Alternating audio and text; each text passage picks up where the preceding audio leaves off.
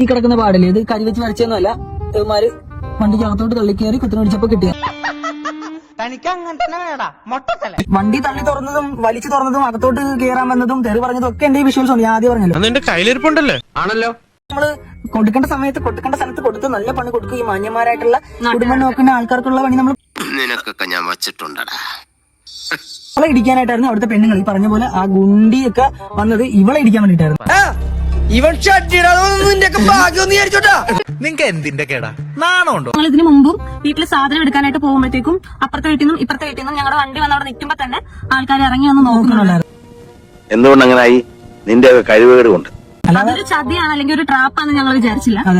അമ്മയല്ലേ അങ്ങനെയൊന്നും ചെയ്യത്തില്ലെന്ന് ഞങ്ങൾ വിചാരിച്ചു. പക്ഷെ അങ്ങനെ വിചാരിച്ചതാണ് ഞങ്ങൾ ചെയ്ത ഏറ്റവും വലിയ മണ്ടം. ഇപ്പോഴത്തെ കാലം അതാ. അത്യാവശ്യം ചുറ്റുപാടുണ്ടെങ്കിലും കുടുംബത്തിന് തലവേദനയായിട്ട് കുറെ എണ്ണങ്ങളുണ്ടെന്നേ. ഇവനൊക്കെ മുക്കാലിൽ കെട്ടി ചാട്ടവാറിനടിച്ച് നാട് കടത്തണം. ആ ഒരു ഓർഡറിൽ പറഞ്ഞില്ലെങ്കിൽ കേൾക്കണവർക്ക് മനസ്സിലാവണമെന്നില്ല. അപ്പൊ പിന്നെ നമ്മള് കള്ളം പറഞ്ഞു വരാം. അതിന്റെ ആവശ്യം എന്താണ്? അപ്പൊ ഉള്ള കാര്യങ്ങൾ ഉള്ള പോലെ പറയും. അതിന്റെ അകത്തൊരു പഴമുണ്ട്, അത് വായിക്കുറിച്ച് കേട്ടോണ്ട്.